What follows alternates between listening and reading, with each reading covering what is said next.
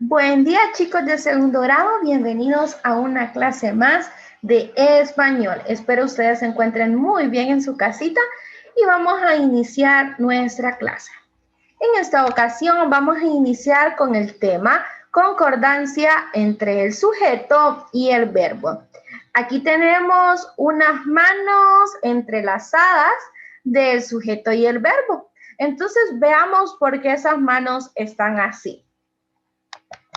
El sujeto de la oración y el verbo que es al que se refiere debe estar en concordancia tanto en persona como en número. Pero, ¿qué es la persona y qué es el número? Bueno, la persona es de lo que estamos hablando, o sea, el sujeto, y el número será si estamos hablando en singular o si estamos hablando en plural. Debemos tener cuidado en cuanto a estos detalles a la hora de hablar o escribir.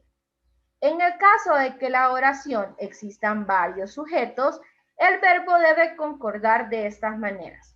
Si entre los sujetos se encuentra el hablante, o sea, la persona que se involucra, el verbo irá en plural y en primera persona. Ejemplo, Juan, tú y yo caminaremos juntos. No podría decir Juan, tú y yo caminan juntos. En el verbo se debe de incluir la persona que también está hablando. ¿Okay? Mi hermana y yo vamos juntas a la tienda. No podríamos decir mi hermana y yo va junta a la tienda. No, tenemos que incluirnos. Entonces ahí cuando le dice que el sujeto y el verbo deben concordar en persona y en número, porque usted debe de verificar si está hablando en singular o está hablando en plural, es decir, si está hablando de una persona o está hablando de dos o más personas. Si entre los sujetos se encuentra el oyente, pero no el hablante, entonces el verbo va a estar en plural y en segunda persona. Ejemplo, Elena y tú visten igual. Juan y tú subís hasta aquí. Si entre los sujetos no se encuentra ni el hablante ni el oyente, el verbo irá en plural y en tercera persona. Alicia, Marta y Juan son primos. Rosa y Mar van de compras. Entonces, a la hora de hablar, ustedes deben de tener cuidado. Y es aquí donde entra lo que vimos la clase pasada. Ustedes deben de tener cuidado a la hora de conjugar su verbo. Es muy importante que ustedes sepan conjugar el verbo y verificar en qué van a hablar. Por ejemplo, los niños juegan. Entonces, recordemos que los niños está en tercera persona, o sea, en plural.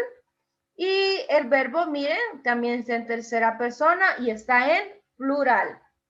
Y recordemos sujeto y verbo. Recordemos que los sujetos es de quien habla la oración, ya sea una persona, un animal, un lugar, y los verbos son las acciones que hacen esos sujetos. Entonces, aquí tenemos un ejemplo. El próximo sábado lloverá todo el día. Tú y tus hermanos son mis mejores amigos. Ayer fui al cine con mi hermano. Entonces, chicos, debemos identificar a la hora de hablar cómo vamos a conjugar nuestro verbo. Básicamente ese es el tema.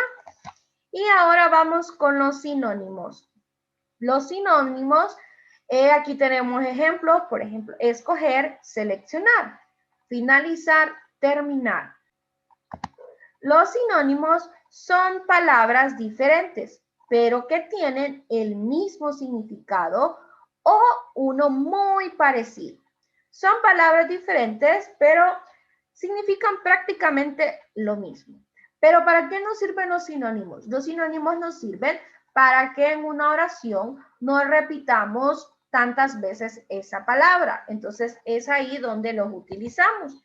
Aquí tenemos algunos ejemplos: gordo, robusto, feo, horrible, gafas, anteojos, estudiante, alumno, fuego, lumbre, amplificar, ampliar, boda, matrimonio, bonito, hermoso, flaco, delgado, fácil, sencillo. Fotografía, retrato, alto, grande, difícil, complejo, ancho, grueso. Y así hay muchos más sinónimos. Aquí tenemos algunos más: alumno, estudiante, vidrio, cristal, alfabeto, abecedario. Entonces recuerden que los sinónimos nos sirven para enriquecer nuestro vocabulario. ¿Y cómo nosotros podemos aprender muchos sinónimos? Pues podemos aprender leyendo. Por eso es muy importante que ustedes lean. Ahora vamos a ir con la asignación. En la primera asignación, usted va a leer las oraciones y luego las va a escribir correctamente. Va a elegir el verbo y la va a escribir correctamente. En la parte de abajo, usted va a subrayar el verbo en presente que completa las oraciones correctamente.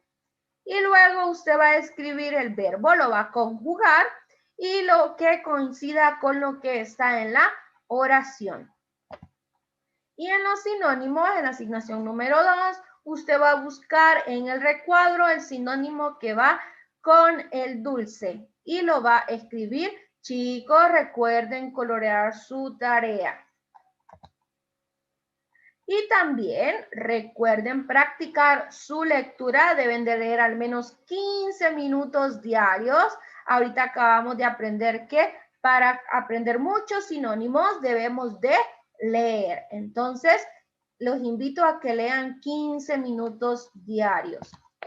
Y las asignaciones son para el día viernes antes de las 5 p.m. Si usted tiene alguna duda o alguna consulta, entonces puede escribirme a mi número personal. Sin más que decir, les deseo una feliz semana.